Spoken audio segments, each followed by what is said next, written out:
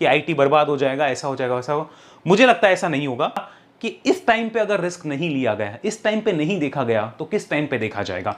Partial ही सही, लेकिन इस टाइम पे देखा तो जाए कि दिस इज द टाइम जिसको देखा जाना चाहिए, नोट किया जाना चाहिए, but not with the high expectation कि बहुत बड़ा कुछ होने वाला है, कुछ ऊपर साइड में वैसा एक्सपेक्टेशन नहीं हो, बहुत क्विक कुछ होने वाला है वैसा एक्सपेक्टेशन नहीं हो। शांति से अगर टिकने वाला एक्सपेक्टेशंस है तो उनके तर्क से मैं भी सहमत हूं कि यस, सूनर और लेटर एक सॉल्यूशन आ जाएगा, थोड़ा सा सब्र रखना होगा, लेकिन yes, this is the time to take advantage of this situation and देखो इसको कि यहां पे क्या संभावनाएं हो सकती है। और अगर टीसीएस जाएगा यहां से 50%, तो अकेला टीसीएस नहीं जाएगा, फिर बहुत कुछ जाएगा।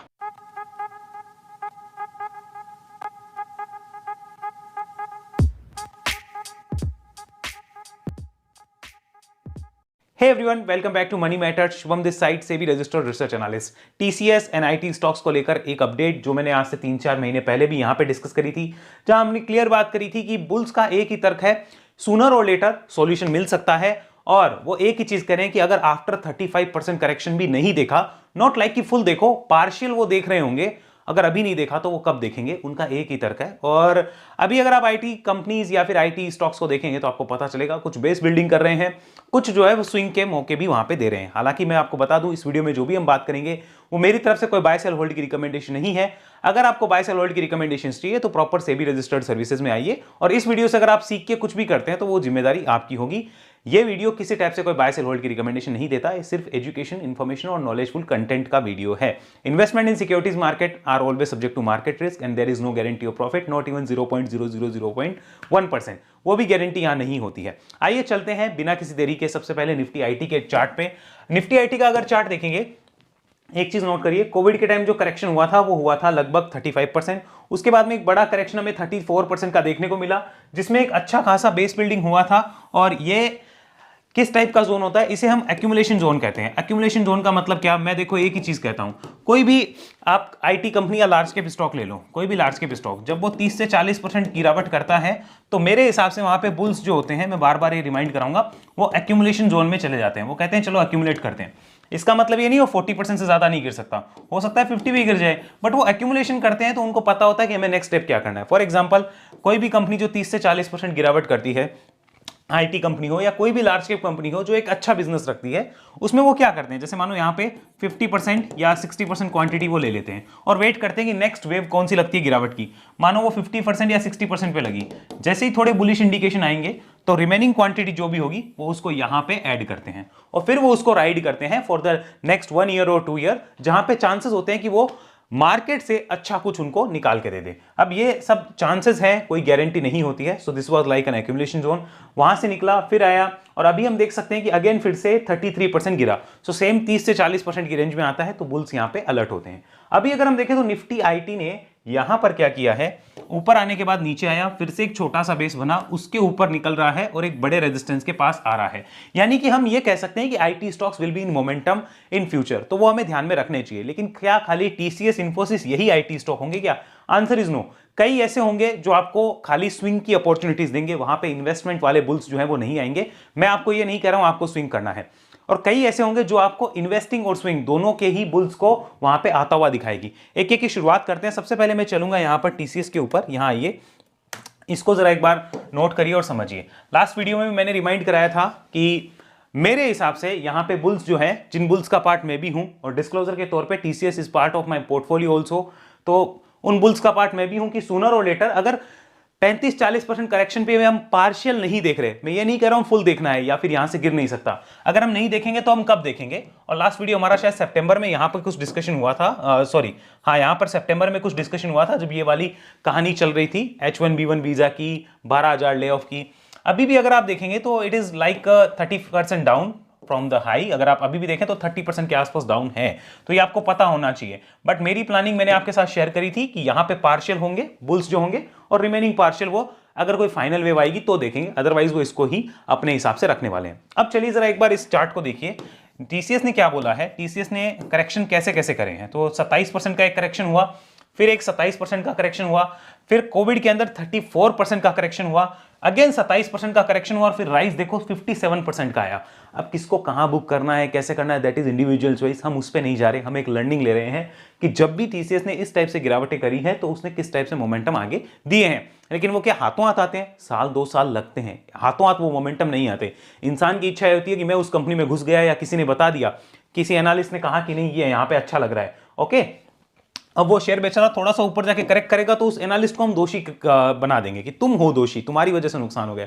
ऐसा कुछ नहीं है, आपका विजन क्या है वो डिपेंड करता है, सिंपली देखो फिर उसके बाद ये मिलता है। तो वो खुद को डिसाइड करना है, कोई भी आपको अलग से बता नहीं सकता, you have to decide that. यह समझ लीजिए, यहां से जिसने पेशेंस रखा उसको ठीक ठाक मिला। और लार्ज कैप कंपनीज ही होती है जिनमें पेशेंस रखा जाता है। लोग पेशेंस रखते हैं उन small cap, mid cap, micro cap में जहां पे आपको सपने बेचे जाते हैं, लाइक सेमीकंडक्टर में सपने बेचे जा रहे हैं, अभी डाटा सेंटर के सपने बेचे जा रहे हैं। अब थोड़े न्यू एज आईटी कंपनीज जो है, न्यू एज सॉफ्टवेयर वाली कंपनीज जो, वहां पे थोड़े सपने बेचे जा रहे हैं।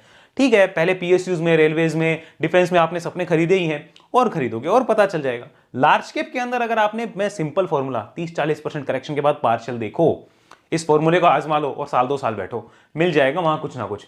एटलीस्ट बड़े जो नुकसान होते हैं ना 80% 70% डाउनसाइड, वो नहीं मिलेंगे वहां पे, बाकी सबकी चॉइस है। अगेन यहां पर हम देख सकते हैं 37% ये करेक्शन हो चुका है। अब एक चीज आप नोटिस कर लीजिए, टीसीएस एक बड़े डिमांड जोन के पास है, ठीक है, ओके। क्या हम ये कह सकते हैं टीसीएस का बॉटम बन गया? मेरे पास इसका कोई आंसर नहीं है, हो सकता है बन गया हो, लेकिन मैं मेंटली प्रिपेयर हूं कि टीसीएस अगर यहां इस गैप को भी फिल करता है तो I am ready for that. तो मैं अपना डिस्क्लोजर आपको बता दूं कि यहां पे 2 टाइप के इन्वेस्टर्स आएंगे। क्या यहां पे स्विंग ट्रेडर्स आएंगे? Answer is no. हम टीसीएस की अगर बात करें तो यहां पे स्विंग प्लेयर्स नहीं आएंगे। क्यों नहीं आएंगे? बिकॉज स्विंग के कोई सेटअप है नहीं फिलहाल, ओके। फिर भी कोई रिस्की स्विंग है, कोई करता है तो मान लो यहां पे गया और इसको अपना सपोर्ट रखता है, वो रिस्की स्विंग होते हैं, हम उसकी बात नहीं कर रहे, ना मैं कोई रिकमेंडेशन दे रहा हूं, मैं सिंपल बता रहा हूं, हम एक एग्जांपल ले रहे हैं। कई लोग ऐसा करते हैं, लेकिन उनके पास फिर वो उस टाइप का माइंडसेट होना चाहिए। हम इन्वेस्टर्स की बात करते हैं, जैसे मैंने आपको कहा कि 2 इन्वेस्टर्स हैं। पहले वो हैं जिनको ये उम्मीद है कि सूनर और लेटर, वो बात कर रहे थे कि सॉल्यूशन मिल जाएगा, ओके, सॉल्यूशन मिल जाएगा। अब अगर आईटी कंपनीज को देखा जाए तो ये इन्वेस्टर्स अभी क्या कर रहे होंगे, फिर से रिमाइंड करा दूं, ये 50-60% अपनी कैपेसिटी के अकॉर्डिंग यहां पे घुस चुके होंगे या घुस रहे होंगे, ओके।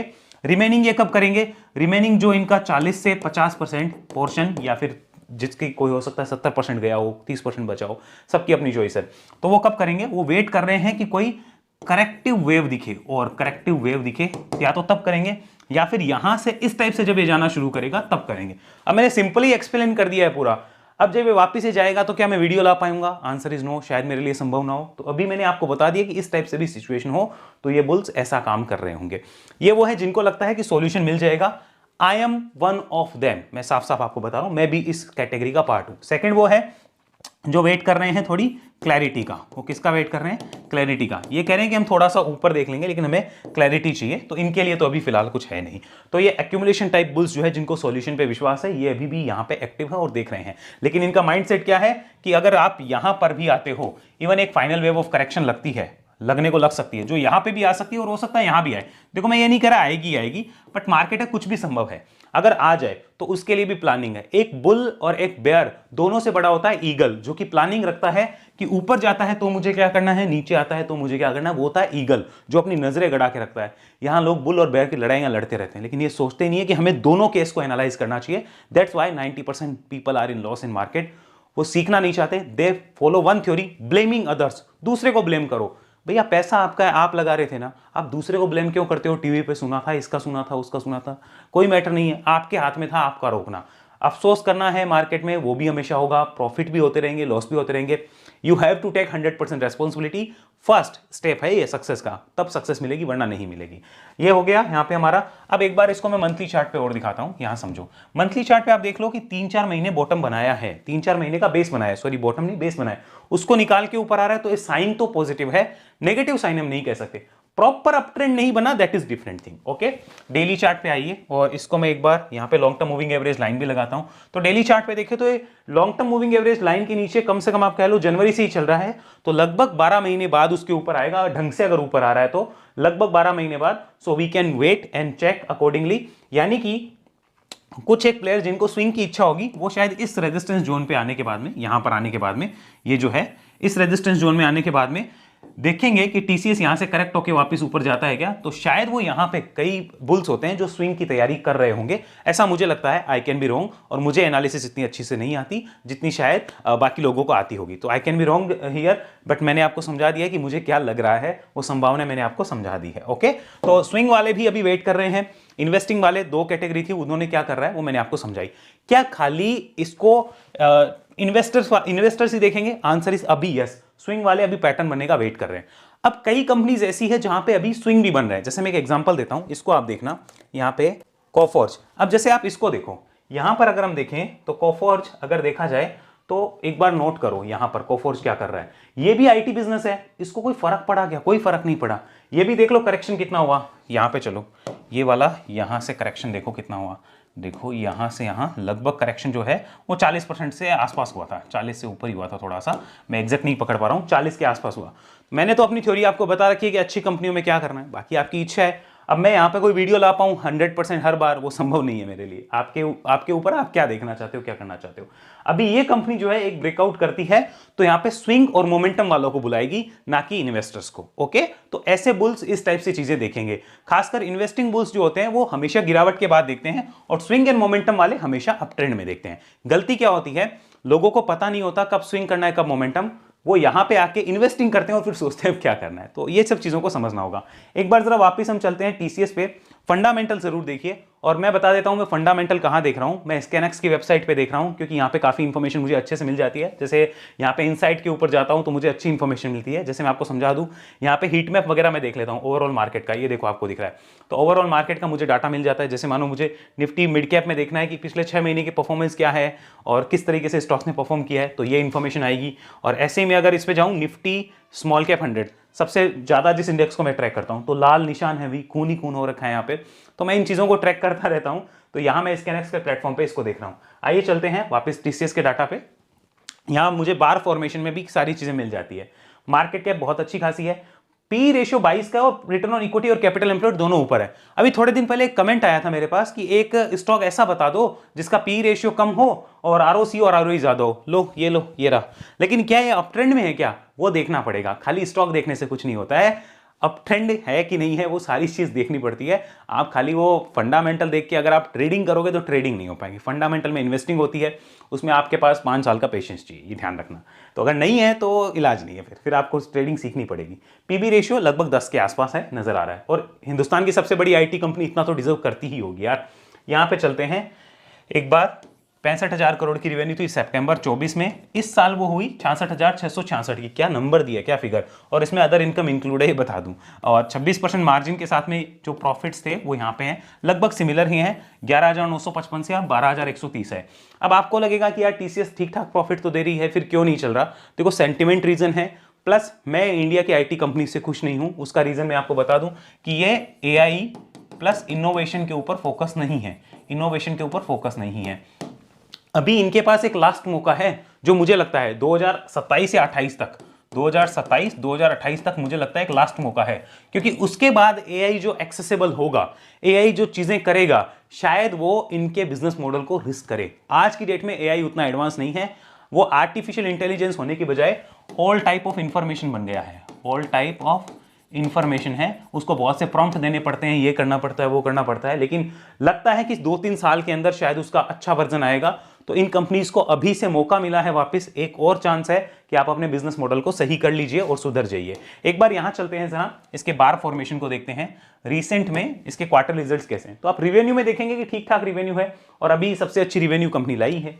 लेकिन सबसे बड़ा रिस्क क्या है, अगर आप देखें तो यहां पे आपके ग्रोथ कहीं नहीं है। आप देखो जितना प्रॉफिट आप आज दे रहे हो 12,131 करोड़ का, लगभग आप यहां पे आ जाओ, ये देखो 10,000 करोड़ का प्रॉफिट तो आप मार्च में भी दे रहे थे 2022 में, तो 2022 से 2026 आ गया, लगभग 4 साल हो जाएंगे। आपकी ग्रोथ कहां है, आपकी ग्रोथ 20% आ रही है प्रॉफिट के अंदर, सिर्फ 20%, वो भी 4 साल की। तो सीएजीआर टर्म्स में देखो तो कितनी कम हो गई, वो 4% या 3% की सीएजीआर की ग्रोथ हुई, वो तो कहां ग्रोथ मिली। तो ये चीज नोट करनी होगी ना, ये सारी चीजें देखी जाती है, उसके अकॉर्डिंग मार्केट वैल्यूएशन देता है। तो इसलिए टीसीएस इतने टाइम से नहीं चल रहा है।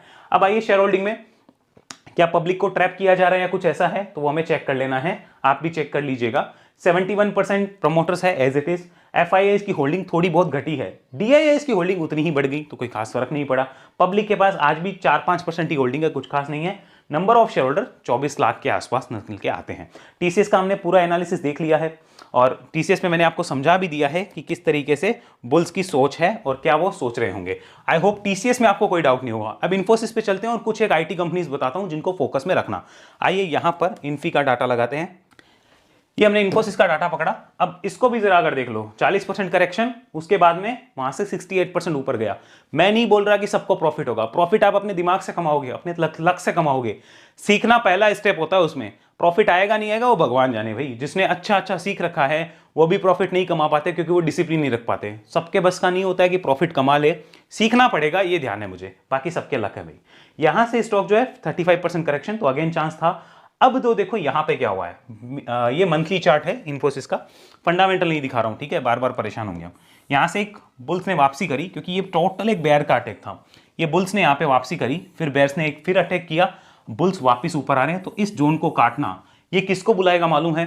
ये दो लोगों को बुलाएगा। इन्फोसिस में हम बात करें तो देखो, हम इन्वेस्टर्स की कैटेगरी लेते हैं। इन्वेस्टर्स की कैटेगरी पहले कौन से, जिनको लग रहा था कि सॉल्यूशन मिल जाएगा या वो एक्यूमुलेशन मोड में रहते हैं, उन इन्वेस्टर्स की बात कर रहे हैं। मैं कोई रिकमेंडेशन नहीं दे रहा हूं, ध्यान रखना।